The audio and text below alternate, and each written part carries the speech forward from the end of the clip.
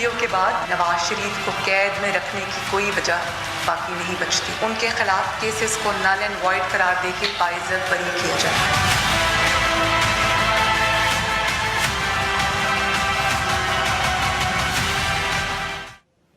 السلام علیکم ناظرین، آپ دیکھ رہے ہیں نیوز وائز اور میں افتخار شرازی. آج سب سے پہلے ذکر ہوگا جج ویڈیو سکینڈل کا، جس کے متعلق 3 درخواستیں تھیں جن کی سپریم کورٹ کے اندر ابتدائی سماعت ہوئی، اور اس حوالے سے سپریم کورٹ نے تحقیقات کے لیے اٹارنی جنرل آف پاکستان کو 23 جولائی کا نوٹس جاری کرتے ہوئے اگلی سماعت ملتوی کر دی ہے، اور ان سے تجاویز مانگی گئی ہیں کہ اس معاملے کو کیسے دیکھا جائے.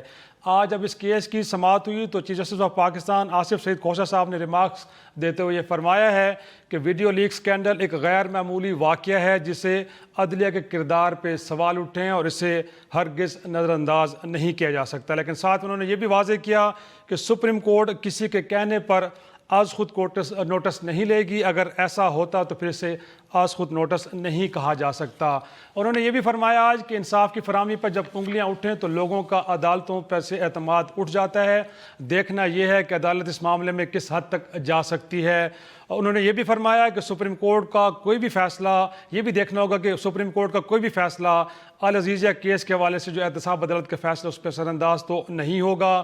ساتھ میں انہوں نے یہ بھی کہا، یہ سوال اٹھایا کہ جج کی ویڈیو سے متعلق بہت سے قوانین کا اطلاق ہوتا ہے، ذاتی زندگی میں مداخلت، سائبر کرائم اور توہین عدالت کے قوانین اس میں شامل ہیں. ساتھ میں ایک درخواست گزار کی درخواست پہ انہوں نے فرمایا کہ مریم نواز کو اگر توہین عدالت کا نوٹس جاری کر دیا جاتا تو اس کا مطلب یہ ہوگا کہ جو جج پہ لگے الزامات ہیں وہ بے بنیاد ہیں.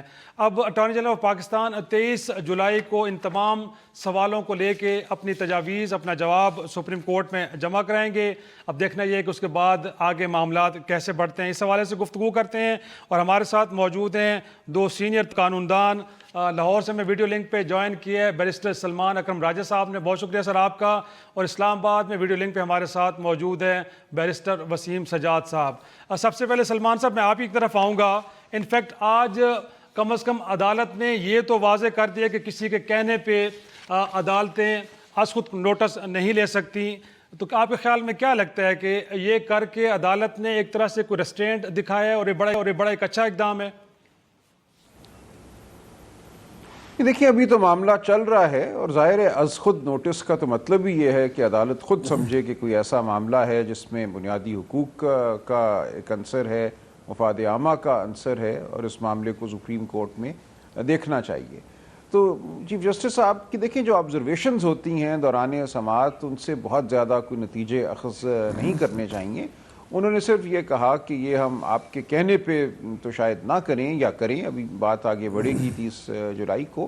لیکن جو اہم بات چیف جسٹس صاحب نے کی اور جو سوال اٹھایا وہ یہ ہے کہ چونکہ یہ معاملہ اپیل میں جو عزیزیہ کے فیصلے کے خلاف اسلام آباد ہائی کورٹ میں زیر سماعت ہے، وہاں بھی شاید بطور گراؤنڈ اٹھے، کیونکہ جج کا جو کنڈکٹ ہے اس کا باعث یا اس کا دباؤ میں ہونا یہ ایک گراؤنڈ ہے جس کی بنیاد پہ فیصلے کو کالعدم قرار دینے کی التجا درخواست کی جا سکتی ہے. اب یہ چونکہ ایک ممکنہ صورتحال ہے کہ یہ معاملہ اسلام آباد ہائی کورٹ میں اٹھے، وہاں پہ جو ایفیڈیوٹ ہے جج ارشد ملک کا اس کو جوڈیشل ریکارڈ کا حصہ بنا لیا گیا ہے. اس سب کے تناظر میں غالباً عدالت عظمیٰ نے یہ اظہار کیا ہے، خیال کا اظہار کیا ہے کہ چیف جسٹس صاحب کی اور بینچ کی معاونت جو ہے وہ اٹارنی جنرل صاحب کریں کہ کیا اس معاملے میں آگے بڑھنا سپریم کورٹ کا ایک مستحسن قدم ہوگا.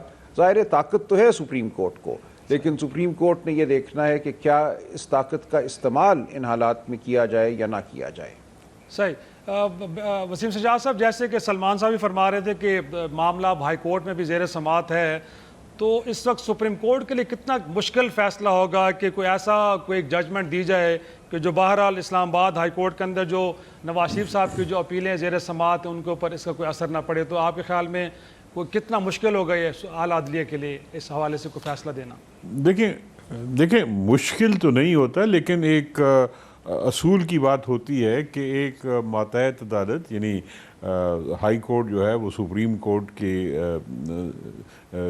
سے اپیل ہائی کورٹ کی سپریم کورٹ میں جاتی ہے، اس لحاظ سے ماتحت عدالت ہے، اس میں ایک اپیل پڑی ہوئی ہے جو کہ اس کیس کے بارے میں ہے۔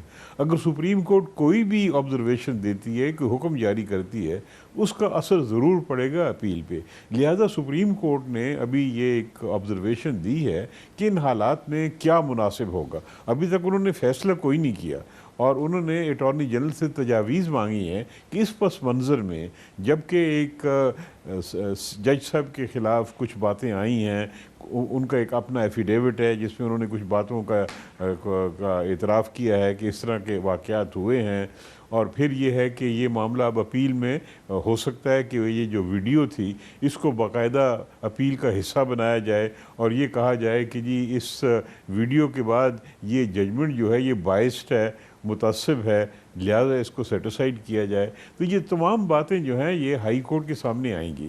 اب سوال یہ ہے کہ کیا ہوگا، نظر تو یہی آتا ہے کہ کوئی نہ کوئی انکوائری ہوگی۔ انفیکٹ وسیم صاحب، آپ کے خیال میں انفیکٹ ہائی کورٹ ہی بیسٹ فورم ہے جہاں پہ اس چیز کو ایڈریس کیا جا سکتا ہے؟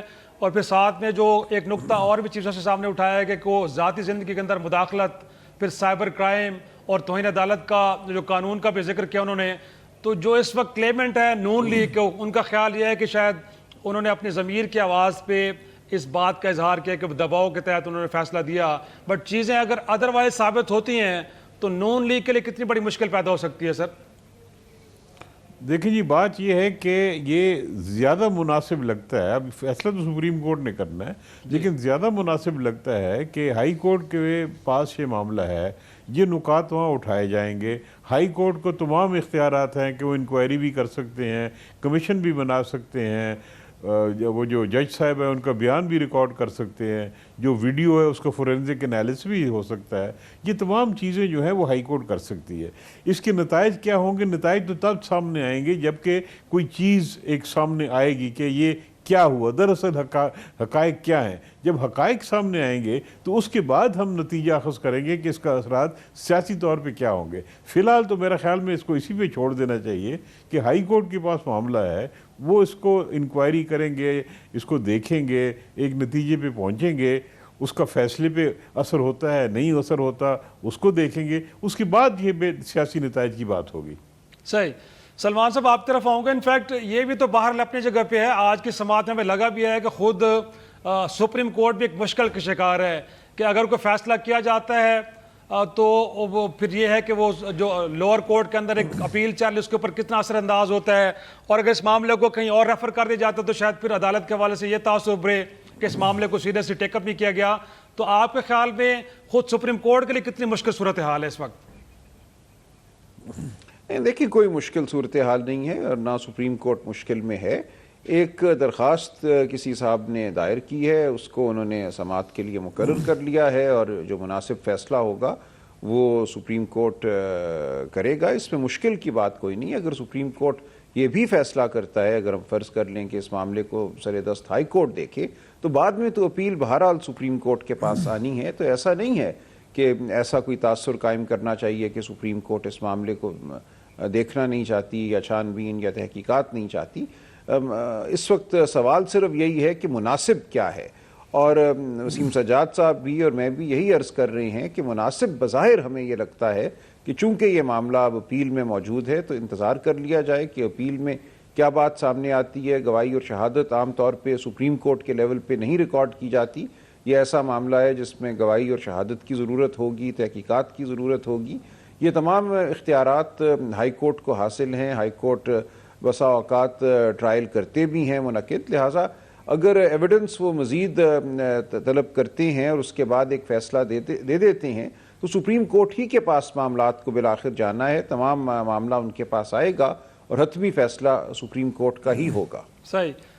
وسیم صاحب آپ سے میں جاننا چاہوں گا، انفیکٹ کہیں نہ کہیں اگر یہ بات اسٹیبلش ہو جاتی ہے کہ جج صاحب نے ایک مس کنڈکٹ کیا ہے، اگر لوگوں سے ملتے رہے ہیں، کسی دباؤ میں آ کے انہوں نے کوئی ایک فیصلہ دیا کہ جو میرٹ پہ نہیں تھا، تو ماضی میں ہم نے دیکھا ہے کہ زرداری صاحب اور بے نظیر بھٹو سے متعلق جو جسٹس قیوم کا معاملہ تھا وہ کہیں نہ کہیں سپریم جوڈیشل کونسل کی طرف ریفر ہوا، تو مس کنڈکٹ کو لے کے آپ کو لگتا ہے کہ جج صاحب سے متعلق معاملہ کہیں سپریم جوڈیشل کونسل کی طرف بھی جا سکتا ہے؟ دیکھیں جی، اس وقت ہمیں پری جج نہیں کرنا چاہیے، نہ کوئی فیصلہ کرنا چاہیے. جب واقعات سامنے آ جائیں گے، ہائی کورٹ کا فیصلہ آ جائے گا، پھر اس پہ بات ہونی چاہیے. ابھی مناسب نہیں ہوگا کہ ہم کہیں کہ مس کنڈکٹ بنتا ہے، نہیں بنتا ہے، کیا ہوتا ہے. یہ تو واقعات آئیں گے تو پھر اس پہ تبصرہ مناسب ہوگا. اس وقت ان چیزوں پہ کوئی بات کرنا یا تبصرہ کرنا میں نہیں سمجھتا مناسب ہوگا. ایک چھوٹا سا بریک لیتے ہیں، بریک کے بعد گفتگو جاری رہے گا.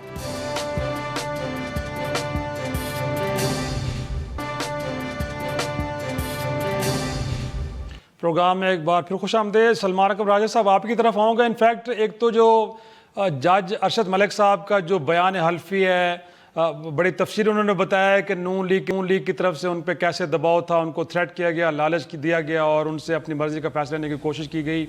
لیکن ساتھ میں جو ویڈیو ٹیپ ہے سر، اس کے حوالے سے وہ کلی طور پہ کوئی انکار نہیں کر رہے. وہ یہ نہیں کہہ رہے کہ ان کی ملاقاتیں ناصر بٹ نامی شخص سے نہیں ہوئی. تو آپ کو لگتا ہے کہ کیا لگتا ہے کہ یہ جو بات نون لیگ کی طرف سے بار بار ہو رہی ہے کہ یہ ایک کنٹروورشل متنازع فیصلہ ہے اور اب معاملہ جو ہے وہ ری ٹرائل کی طرف جا سکتا ہے، تو آپ کو بھی لگتا ہے کہ اگر چیزیں اسٹیبلش ہوتی ہیں تو پھر پاسبل آپشن یہی ہے کہ سارے معاملے کو ری ٹرائل کی طرف لے کے جانا پڑے گا؟ جی، ممکنات میں تو یہ بات ہے. دیکھیں نا، اگر ایک جج کی ذات کے حوالے سے سوالیہ نشان سامنے آ جائے تو پھر اس کا فیصلہ خواہ کچھ بھی ہو، اور اس فیصلے کا قائم رہنا جو ہے وہ مشکل ہو جاتا ہے. یہی اصول سپریم کورٹ نے آصف زرداری صاحب اور محترمہ بے نظیر بھٹو صاحبہ کے مقدمے میں اس کا اطلاق کیا تھا 2001 میں. جب یہ بات سامنے آئی یا سپریم کورٹ اس نتیجے پہ پہنچا کہ جو جج صاحبان تھے ان کا جو عمل تھا یا جس طرح انہوں نے مقدمہ چلایا وہ ایسا نہیں تھا جیسا کہ چلنا چاہیے شفافیت کے تقاضوں کے مطابق، تو پھر انہوں نے یہ نہیں دیکھا تھا کہ گواہی کیا تھی، شہادت کیا تھی، کیا فیصلہ ٹھیک ہے یا غلط ہے. صرف اسی بات پہ کہ ان کا جو رویہ تھا جج صاحبان کا، جو کانڈکٹ تھا وہ ٹھیک نہیں تھا، اس لیے تمام فیصلے کو کالعدم قرار دیا گیا اور ری ٹرائل کا حکم ہوا. تو یہ ہے اصول کہ اگر ایک جج کی ذات یا اس کے عمل، اس کے کانڈکٹ کے حوالے سے سوال اٹھ جائیں اور وہ سوال جو ہیں بالکل بے ہنگم نہ ہوں، ان کے حوالے سے کچھ نظر آئے کہ بات ہے، تو پھر اس صورت میں شفافیت نہیں رہتی ٹرائل کی اور ری ٹرائل کی طرف بھیج دیا جاتا ہے. یہ ہمارا عمومی اصول ہے. اب جو باتیں جج ارشد ملک صاحب نے اپنے ایفیڈیوٹ میں کی ہیں ان کو اگر مان لیا جائے، ان باتوں کو کم از کم جو بات انہوں نے کی ہے اعتراف کے طور پہ کہ ایک ان کی ویڈیو تھی 2005 سے جو موجود تھی جس کی وجہ سے وہ دباؤ میں آ گئے تھے، اور اس دباؤ کے تحت وہ کہتے ہیں میں نے بعض الفاظ بولے جو مجھے دیے گئے تھے یا کہا گیا تھا کہ بولو، اور وہ مجھے بتائے بغیر ریکارڈ کر لیے گئے. یہ اب ان کا ایک بیانیہ ہے. اگر اس کو ہم مان بھی لیں ایک لمحے کے لیے تو اس سے یہ سوال پیدا ہوتا ہے کہ کیا یہ شخص جج ہونے کے قابل تھا؟ کیا اس کا جو کانڈکٹ تھا وہ ایسا تھا کہ وہ ججی کر سکے، عدالتی امور سر انجام دے سکے؟ کیا پتا کہ ناصر بٹ کے علاوہ کس کس کے ہاتھ یہ ویڈیو لگی ہو، کہاں سے دباؤ ان صاحب نے نہ لیا ہو. کیا یہی اخذ کیا جائے گا کہ 2005 میں بنی ویڈیو صرف اور صرف ناصر بٹ کو ہی دستیاب تھی، کسی اور کو دستیاب نہیں تھی؟ تو بہت سے سوال ہیں جو اٹھتے ہیں. اب ان سوالات کی روشنی میں اور جو بھی جواب کوئی ممکنہ سامنے آتے ہیں، یہ فیصلہ ہوگا کہ کیا ٹرائل کو قائم رکھا جائے یا کالعدم قرار دے کے ری ٹرائل کا حکم دیا جائے. وسیم سجاب صاحب، انفیکٹ سلمان صاحب کے تو آرگومنٹ سے لگتا ہے کہ ایک بہت اچھی ایویڈنس ہے، ایک نئی جو شریف فیملی کے ہاتھ آئی ہے، تو بہتر یہ ہوتا ہے کہ جو ایک بیسٹ فورم تھا وچ از ہائی کورٹ سر، وہاں پہ جاتے بار بار قانون داز یہ سوال اٹھا رہے ہیں کہ اگر آپ اس کو ایویڈنس کے طور پہ ہائی کورٹ میں لے جائیں تو شاید آپ کو ریلیف مل پائے. تو یہ نون لیگ کی آپ کو کچھ پالیسی سمجھ آ رہی ہے کہ بجائے یہ کہ وہ اس کو ایویڈنس کے طور پہ ہائی کورٹ میں لے کے جائیں، وہ اعلی عدلیہ سے کہہ رہے ہیں کہ اس معاملے کو خود دیکھا جائے؟ جی، بات یہ ہے جی کہ یہ ہائی کورٹ نے از خود بھی اس کا نوٹس لے لیا ہوا ہے اور ان کا جو بیان حلفی ہے وہ ریکارڈ کا حصہ بن چکا ہے. اور ممکن ہے، ابھی پتہ نہیں کہ وہ کیا کرتے ہیں، ممکن ہے کہ ان کی جانب سے ایک درخواست آئے اور ویڈیو ساتھ لگائیں، تو اس صورت میں وہ اس کی باقاعدہ انکوائری ہوگی. اگر یہ ثابت ہو گیا کہ یہ فیصلہ دباؤ کے تحت دیا گیا ہے یا دباؤ تھا، فیصلہ کچھ بھی ہو، تو پھر ممکن ہے کہ فیصلہ کل عدم قرار دے دیا جائے.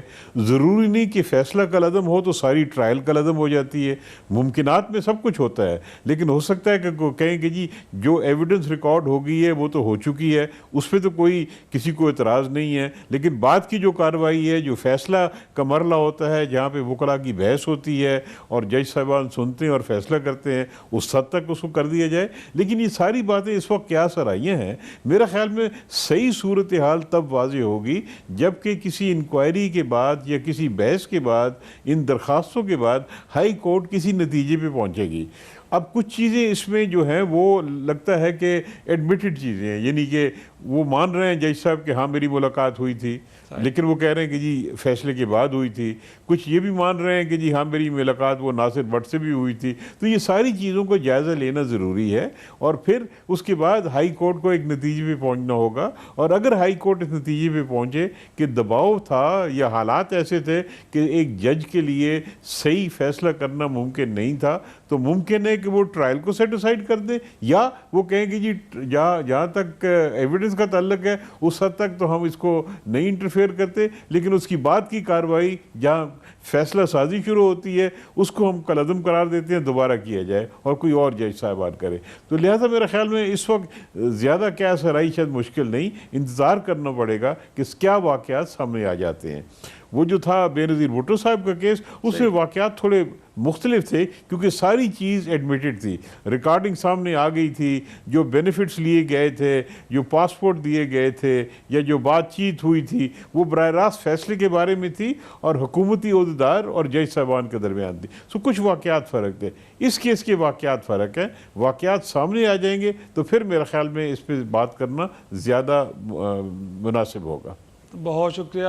جج ویڈیو اسکینڈل ابتدائی سماعت سپریم کورٹ میں بیرسٹر وسیم سجاد اور بیرسٹر سلمان اکرم راجہ صاحب اپنی رائے کا اظہار کر رہے تھے. بہت شکریہ.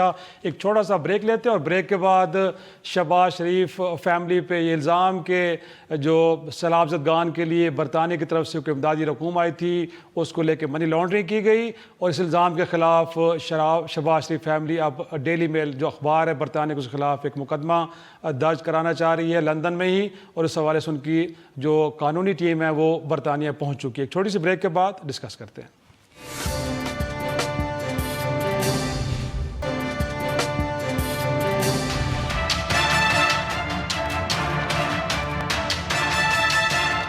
میں ان تمام حضرات کو, عمران خان کو, شہزاد اکبر کو اور دیگر جو افراد جو بیان دیتے ہیں, ان کے خلاف شہباز شریف صاحب یو کے کی عدالتوں میں حتی عزت کا دعویٰ کر رہے ہیں.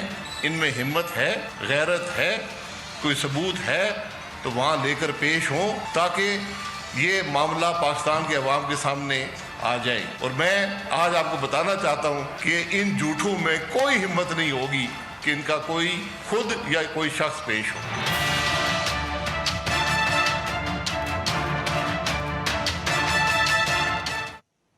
شو میں ایک بار پھر خوش آمدید. ناظرین, ذکر ہوگا برطانوی اخبار ڈیلی میل کی اس خبر کا جس میں یہ الزام لگایا گیا ہے کہ شہباز شریف فیملی نے برطانیہ سے ملنے والی امدادی رقم میں سے کوئی 50 کروڑ پاؤنڈ منی لانڈرنگ کے ذریعے برطانیہ منتقل کیا. یہ پاکستانی اداروں کی تحقیقاتی رپورٹ ہے جس کو کوٹ کرتے ہوئے اخبار نے یہ خبر دی ہے. اس خبر کے منظر عام پہ آنے کے بعد نواز شریف شہباز شریف فیملی کی طرف سے ایک ریاکشن ہے, بلکہ نون لیگ کی جانب سے ایک ریاکشن آیا ہے جس میں یہ کہا گیا ہے کہ اس برطانوی اخبار اور اس کے ساتھ ان کا خیال یہ ہے کہ یہ خبر کیونکہ پاکستانی حکام نے دی ہے, یہ خبر چھپوائی گئی ہے, تو لہٰذا پاکستان کے پرائم منسٹر عمران خان, ان کے معاون خصوصی برائے احتساب شہزاد اکبر صاحب کے خلاف برطانیہ میں ہی حد تک عزت کا مقدمہ دائر کیا جائے گا. اور اس حوالے سے جو آج ڈیولپمنٹ سامنے آئی ہے کہ کہا یہ جا رہا ہے کہ شہباز شریف صاحب کی جو قانونی ٹیم ہے وہ سلمان بٹ صاحب کی قیادت میں برطانیہ پہنچ چکی ہے. اس حوالے سے ہم کوشش کریں گے, جاننے کی کوشش کریں کہ برطانیہ میں حد تک عزت قوانین کا دائر کرنے کا طریقہ کار کیا اور اس کے حوالے سے کون سے ایسے قانونی تقاضے ہیں جو پورے کرنا لازم ہے. ویڈیو لنک پہ برطانیہ ہی سے ہمیں لندن جوائن کیا بیرسٹر راشد اسلم صاحب نے. سر بہت شکریہ وقت دینے کے لیے. میرا پہلا سوال آپ سے یہی ہوگا کہ اگر آپ برطانیہ میں کسی شخص کو حد تک عزت کا قانون کے تحت کوئی مقدمہ کرنا چاہ رہے ہیں تو اس حوالے سے طریقہ کار کیا ہے اور وہ کون سے قانونی تقاضے ہیں جو پہلے پورے کرنا بڑا ضروری ہیں؟ جی بہت شکریہ. اس میں بیسکلی یہاں پہ اگر آپ نے ڈیفیمیشن کا کوئی بھی یہاں پہ کسی کو سو کرنا ہو تو یہاں پہ ڈیفیمیشن ایکٹ ہے 2013 کا, اس کے انڈر آپ یہاں پہ پروسیڈنگ سٹارٹ کر سکتے ہو, جس کی پروسیڈنگز ڈائریکٹلی ہائی کورٹ میں ہوتی ہیں. اب اس پروسیڈنگز میں آپ زیادہ سے زیادہ جو رقم یہاں پہ آپ کلیم کر سکتے ہو دوسری پارٹی سے وہ 2,50,000 ہے, اس سے زیادہ آپ رقم کلیم نہیں کر سکتے. تیسرا, آپ کے پاس ساری بیسز, ساری ٹھوس شواہد ہونے چاہیے کہ آپ کس بیسس پہ وہ کلیم کر رہے ہیں. اب جب ڈیفیمیشن کا کوئی کیس ہوتا ہے, جیسے یہ سٹوری ہے, سٹوری بہت بڑی ہے, اس میں اگر فرض کریں ایک یا دو چیزیں بھی غلط ہیں تو اس کی بیس پہ ڈیفیمیشن کا جو کیس ہے فائل ہو سکتا ہے. دوسری اہم بات جس میں یہ کلیم کیا گیا کہ جی عمران خان صاحب یا شہزاد اکبر صاحب کے خلاف ہم یو کے کی کورٹس میں اپلائی کریں گے, تو ڈیفیمیشن کے کیس کے لیے ضروری ہے کہ عمران خان یا شہزاد اکبر صاحب یہاں پہ ریزیڈنٹ ہوں. میرا خیال ہے کہ وہ پاکستان میں ریزیڈنٹ ہیں, تو اس حوالے سے یہاں پہ ان کے خلاف کیس نہیں ہو پائے گا. یہ ایک سیاسی دعویٰ تو ہو سکتا ہے, مجھے لگتا ہے کہ یہ کرنا بہت مشکل ہوگا. ہاں, جو ڈیلی میل ہے یا ان کے رپورٹر ڈیوڈ روز, ان کے خلاف قانونی چارہ جوئی ضرور ہو سکتی ہے یو کے کی کورٹس میں, آپ یہاں پہ آ کے کلیم کر سکتے ہیں. کیونکہ اگر اس پوری خبر میں کہیں پہ بھی اس قسم کی چیز ہے کہ اگر اس کی کوئی لیگل بیک موجود نہیں ہے ڈیلی میل کے پاس یا ان کے رپورٹر کے پاس, تو اس بیسس پہ یہاں پہ کیس فائل ہو سکتا ہے. اور اس میں پہلے ایک نوٹس دیا جاتا ہے جو 14 ڈیز یا 30 ڈیز کا نوٹس ہوتا ہے کہ جی آپ اپنی خبر کو کریکٹ کریں, اس کو پل آؤٹ کریں. اگر وہ اخبار نہیں کرتا تو پھر آپ کورٹ میں جا سکتے ہیں. اگر وہ اخبار کرتا ہے تو پھر اس صورت میں بھی اخبار جو ہے وہ اس میں سٹک ہو جاتا ہے, اپنی غلطی تسلیم کر لیتا ہے, ڈیفیمیشن کا جو کیس ہے ان کے خلاف سٹرونگ ہو جاتا ہے. تو اس میں پہلے نوٹس دیا جائے گا, نوٹس میں اگر جواب آتا ہے وہ پل آؤٹ کر لیتے ہیں, اپولوجی کر لیتے ہیں تو ٹھیک ہے, ادروائز یہاں پہ ہائی کورٹ میں کیس کی پروسیڈنگ سٹارٹ ہو سکتی ہیں. اور جس میں جیسا میں نے پہلے بتایا کہ 2,50,000 سے زیادہ کلیم نہیں کر سکتے, وہ ایک لمٹ ہے جو یہاں پہ ہائی کورٹ میں سیٹ کی گئی ہے انڈر ڈیفیمیشن ایکٹ 2013. آگے جو پروسیس ہے اس کے بعد اوبیسلی یہاں پہ پارٹیز ہیں, انہوں نے اپنی اپنی ایویڈنس جمع کروانی ہے, لیکن اس میں جو بار ثبوت, عام آسان جو الفاظ ہے اس میں بار ثبوت جو ہے وہ ڈیلی میل پہ ہے, ان کے رپورٹر پہ ہے کہ ان کے پاس ایسے کون سے ڈاکومنٹ, ایسے کون سے شواہد موجود تھے جن کی بیس پہ یہ خبر کی گئی ہے, یہ سٹوری فائل کی گئی ہے.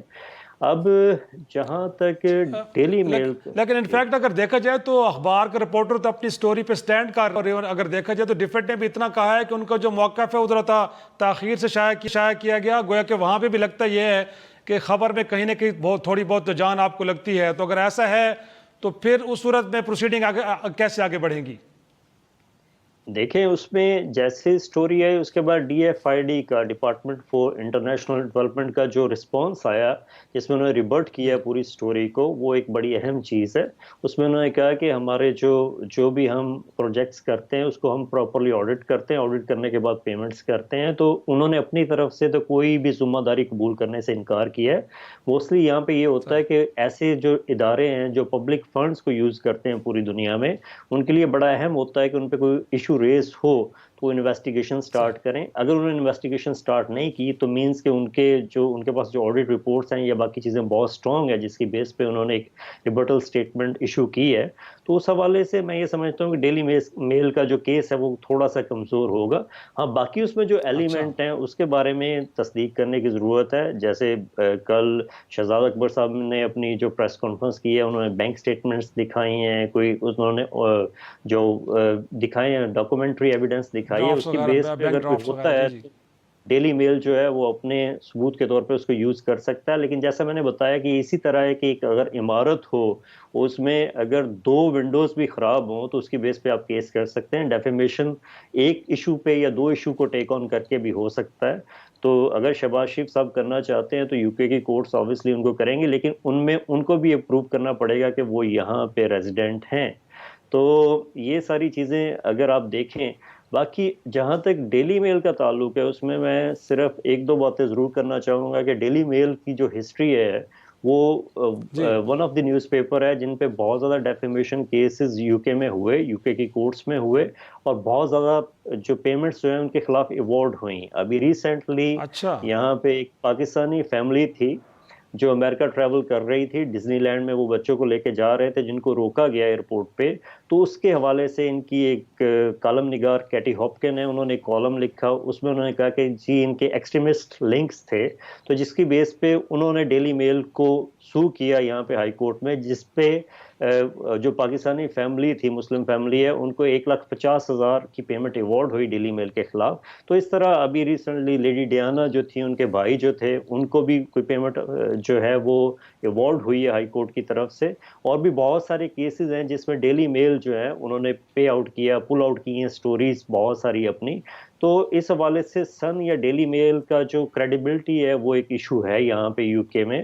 اگر آپ راشد صاحب، پھر آپ کو لگتا ہے کہ جب اس کیس کو سنا جائے گا تو پھر جو پاس کی اس کے جو ریپوٹیشن ہے اخبار کی، اس کو بھی مد نظر رکھا جائے گا؟ کیونکہ پاس میں بھی دیکھا گیا تو پھر اس اخبار کی ریپوٹیشن کو اتنی اچھی نہیں ہے، جیسے آپ خود فرما رہے ہیں کہ ان کو کئی نوٹسز ہوئے بھی ہیں اور کئی ان کو فائن بھی ہوئے ہیں۔ تو آپ کے خیال میں پھر اس حوالے سے تو اس اخبار کا کیس بڑا ویک لگ رہا ہے؟ دیکھیے، اس میں ایک جو بڑی اہم چیز ہے کہ جو ڈیلی میل ہے، کریڈیبلٹی ایشو تو ان کا ہے، اس کو اگر کورٹ دیکھنا چاہے تو وہ ٹیک آن کر سکتے ہیں، لیکن نیوز پیپرز پہ آئے دن یہاں پہ کیسز ہوتے رہتے ہیں۔ کہا کہ سن اور ڈیلی میل وہ اخبارات ہیں جن پہ سب سے زیادہ کیسز ہوئے۔ اس بارے میں جو مائکروسافٹ کمپنی ہے جو پوری دنیا میں پائی جاتی ہے، انہوں نے اپنی ویب سائٹ پہ ایک لکھا تھا کچھ عرصہ پہلے کہ ڈیلی میل کی جو ویب سائٹ ہے وہ بہت زیادہ ویک ہے، اس میں اکاؤنٹیبلٹی کا یا ایکوریسی کا ایلیمنٹ بہت کم ہے، اس میں جو فیک نیوز ہے اس کو جج کرنے کی صلاحیت بہت کم ہے، وہ بغیر اس کو جج کیے اس خبر کو نشر کر دیتے ہیں، پبلش کر دیتے ہیں۔ تو یہ ایک ایلیمنٹ تو اوبیسلی ان کے ساتھ ہے۔ باقی اگر وہ ڈیوڈ روز اپنی سٹوری کے ساتھ سٹینڈ کرتے ہیں تو کورٹ آگے ثابت کرے گی کہ وہ سٹوری ٹھیک تھی یا نہیں تھی، کیونکہ وہ کہتے ہیں کہ ہمارے پاس ڈاکومنٹری ایویڈنس ہے، لیگل بیکنگ موجود ہے پوری سٹوری پہ۔ اب آگے دیکھتے ہیں، لیکن ایک اہم جو چیز، راشد صاحب ایک آخری سوال آپ سے اب یہ فرمائیے گا کہ اس میں بہرحال نون لیگ کی جانب سے حکومت پاکستان، اس کے پرائم منسٹر کو بھی بلیم کیا جا رہا ہے، تو کسی مرحلے پہ حکومت پاکستان بھی اس کیس کا فریق بن سکتی ہے اور کوئی ایویڈنس ایسی جو بڑی کنکلوسیو ہو وہ جا کے اس مقدمے کا حصہ بنا سکتی ہے؟ کیا یہ آپشن آپ کے پاس، حکومت کے پاس ہوگی؟ دیکھیں، وہ تو کلیمنٹ کا ہوتا ہے۔ اگر فرض کریں شہباز شریف صاحب یہاں پہ اگر کیس کرتے ہیں اور وہ پاکستانی حکومت کو پارٹی بنانا چاہتے ہیں تو اور بات ہے، وہ یہاں کی ایمبیسی کے ذریعے ڈاکومنٹ سرو کر سکتے ہیں ان پہ، لیکن اس کے علاوہ تو میں نہیں سمجھتا کہ ڈائریکٹلی آپ پارٹی بن سکتے ہیں، جا کے کہیں کہ ہمارا بھی انٹرسٹ ہے، خود ہی اس میں ڈیفینڈنٹ بن جائیں۔ ہاں، آپ اگر ڈیلی میل کے رپورٹر کو یا کسی اور کو کوئی ڈاکومنٹس پرووائڈ کرنا چاہتے ہیں تو وہ آپ ضرور کر سکتے ہیں، لیکن پارٹی بننے کے لیے کلیمنٹس جو ہے پارٹی بناتا ہے۔ ہاں، وہ اپلیکیشن کسی سطح پہ اگر کوئی اس قسم کا انٹرسٹ ان کا موجود ہو تو وہ فائل کر سکتے ہیں، لیکن میرا نہیں خیال کہ یہ دانشمندانہ فیصلہ ہوگا پاکستان حکومت کی طرف سے اس کو پارٹی بننا اس کیس میں بننے کا۔ بہت شکریہ راشد صاحب وقت دینے کے لیے۔ تھوڑا سا بریک لیتے ہیں ناظرین، اور بریک کے بعد اسٹیٹ بینک نے مانیٹری پالیسی کا اگلے 2 ماہ کے لیے اعلان کیا، جس میں کہا یہ گیا کہ شرح سود کو مزید 1% اس میں اضافہ کر دیا گیا ہے۔ اس کی وجوہات کیا ہیں، اور پھر یہ ہے کہ یہ انفلیشن کو لے کے کتنا اس کا ایک دوسرے سے جڑے ہیں، تھوڑی سی بریک کے بعد ڈسکس کرتے ہیں۔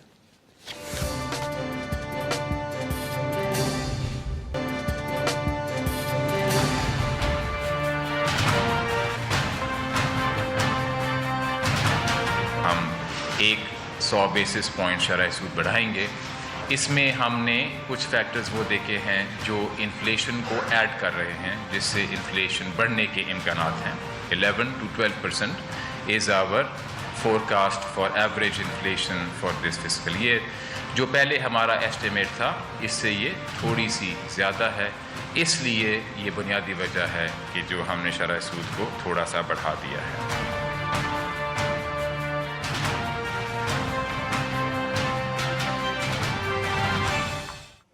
نیوز واز میں ایک بار پھر خوش آمدید ناظرین۔ ذکر ہوگا اسٹیٹ بینک کی نئی مانیٹری پالیسی کا، جس کے تحت شرح سود میں مزید 1% کا اضافہ کر دیا گیا ہے، جس کے بعد نئی شرح 13.25% ہو گئی ہے۔ اور گورنر اسٹیٹ بینک باقر رضا صاحب نے جب آپ اس کا اعلان کیا تو انہوں نے ساتھ میں یہ بھی کہا ہے کہ شرح سود میں اضافے کے بعد مہنگائی میں بھی مزید اضافہ متوقع ہے، اور یہ شرح رواں برس 11 سے 12% رہنے کی توقع ہے۔ ناظرین جاننے کی کوشش کرتے ہیں کہ یہ جو موجودہ معاشی صورتحال ہے کہ اس کا شاخسانہ ہے کہ اس طرح کے اقدامات لیے جا رہے ہیں یا IMF پروگرام کے ملنے کے بعد کے جو اثرات ہیں وہ اس کے لیے اس کا باعث بن رہے ہیں. اس ساری صورتحال پہ گفتگو کرتے اور ہمارے ساتھ موجود ہے ماہر معاشیات مزمل اسلم صاحب. بہت شکریہ سر وقت دینے کے لیے. مزمل صاحب آپ کی طرف آؤں گا اور سوال میرا یہ ہوگا کہ شرح سود میں مسلسل اضافہ بنیادی طور پہ ان اقدامات کی آپ کو کیا وجوہات لگ رہی ہیں؟ کیا بینکوں کی لیکوڈیٹی بڑھانا ہے یا کوئی اور وجوہات اس کی وجہ سے شرح سود میں مسلسل اضافہ کیا جا رہا ہے؟ دیکھیں پہلی بات تو یہ کہ جو شرح سود میں اضافے کی بنیادی وجہ یہ تھی کہ جو ہمارا حکومت کا ہوش روا خسارہ ہے وہ 3,200 ارب روپے کے لگ بھگ ہے. اسٹیٹ بینک کے گورنر نے خود کہہ دیا کہ اب ان کی جو توقعات ہے مہنگائی کی وہ 11 سے 12% ہو گئی ہے, پہلے وہ کم تھی. تو اس کو مد نظر رکھتے ہوئے اتنا آج شرح سود بڑھا دیا گیا کہ بینک حکومت کو کھلے دل سے اور جو ہے نا قرضہ دے دے, اور کیونکہ حکومت کا کل آکشن بھی ہے جس میں حکومت کو لگ بھگ اربوں روپے لینے ہیں اور پھر اگلے ہفتے پھر آکشن ہے. تو اسی لیے یہ اسٹیٹ بینک کی جو مالیاتی پالیسی تھی یہ یوزلی جو ہے آخری ہفتے میں جولائی کی ہوتی تھی, اس کو 2 ہفتے آگے لایا گیا ہے. اور ساتھ ساتھ آپ کو بھی پتا ہے, سب کو پتا ہے, اور اسٹیٹ بینک کو بھی پتا ہے, اور بینکوں کو بھی پتا ہے کہ حکومت کے ہاتھ جو ہے ہتھکڑی سے باندھ دیا IMF نے کہ وہ اسٹیٹ بینک سے قرضہ نہیں لے سکتی. تو اسٹیٹ بینک اس سے قرضہ نہ لینے کی وجہ سے بینکوں کو پتا ہے کہ حکومت نے لوٹ کے ہماری طرف ہی آنا ہے, تو اس وجہ سے یہ شرح سود بڑھا دی. لیکن مزمل صاحب انفیکٹ جو انفلیشنری پریشر ڈیولپ ہوا ہے اس کو کیسے ٹیکل کیا جائے گا؟ بہرحال اس کا امپیکٹ تو عام آدمی پہ آئے گا, تو اسے کیسے گورنمنٹ ایڈریس کرے گی؟ ان کے آپ کو لگتا ہے کہ اس کے حوالے سے بھی کوئی پالیسی یا کوئی اسٹریٹجی ہوگی گورنمنٹ کے پاس؟ دیکھیں شرح سود بڑھانے کا مقصد ہی بنیادی وجہ یہ ہوتی ہے کہ جو ہے ڈیمانڈ جو ہے کم ہو اور لوگ جو ہے اب زیادہ خرچ نہ کریں اور وہ زیادہ جو ہے پیسے کو بینک میں کھاتوں میں رکھے. تو ایک اس چیز سے جو ہے اس اقدام سے جو ہے مہنگائی کی شرح کم ہوتی ہے وقت کے ساتھ, اور دوسری یہ کہ جو حکومت کا جو براہ راست قرضہ اسٹیٹ بینک سے لینا ہوتا ہے وہ بھی مہنگائی کو جو ہے تیل چھڑکنے کے برابر ہوتا ہے. تو وہ IMF نے ہاتھ باندھ دیا ہے, اور اسٹیٹ بینک نے آج کی مانیٹری پالیسی میں خبر بھی دی ہے کہ اس سال کی تو 11 سے 12% توقع کر رہے ہیں, لیکن اگلے سال جو ہے 5 سے 6% توقع کر رہے ہیں. تو وہ اگلے سال میں بہت تیزی سے جو ہے گراوٹ دیکھ رہے ہیں مہنگائی میں, اور اس کی سب سے بڑی وجہ یہ ہے کہ وہ معیشت کی سست روی کی بات کر رہے ہیں کہ معیشت میں سست روی بھی ہو جائے گی. دوسری چیز یہ جو آج سب سے جو اچھی بات بتائی اسٹیٹ بینک میں, ہم سارے پریشان تھے کہ معیشت کی رفتار جو یہ سال نیا مالی سال آیا ہے IMF کہہ رہا تھا کہ 2.4% ہوگی, لیکن اسٹیٹ بینک نے کہا کہ اس کی توقع ہے کہ یہ 3.6% ہوگی. تو IMF کے بارے میں کہہ رہے تھے کہ وہ تھوڑا سا کنزرویٹو اس کا تخمینہ ہے. تو یہ بھی ایک اچھی بات بتائی, اور اسی ساری باتوں میں انہوں نے ایک اور بات اشارہ دے دیا کہ شاید ہمیں آنے والے دنوں میں مزید جو ہے روپے کی قدر میں گراوٹ اور شرح سود میں بڑھانے کی ضرورت نہ پڑے. جو ہم نے اقدامات لینے تھے آج کی تاریخ تک لے لیے, اگر کوئی غیر یقینی صورتحال پیدا ہو گئی تو شاید ہم لینا پڑے, ورنہ ابھی آج کی صورتحال کو دیکھتے ہوئے ہم نے اقدامات جو ریکوائرڈ اقدامات تھے وہ لے لیے گئے ہیں. بہت شکریہ مزمل اسلم صاحب, بڑی تفصیلاً بتا رہے تھے کہ اس وقت معیشت کی صورتحال کیا ہے اور ان فیصلوں کے لینے کے پیچھے بنیادی طور پہ محرکات کیا ہیں. آج کا شو یہیں ختم کرتے ہیں, کل پھر ملاقات ہوگی, تب تک کے لیے خدا حافظ.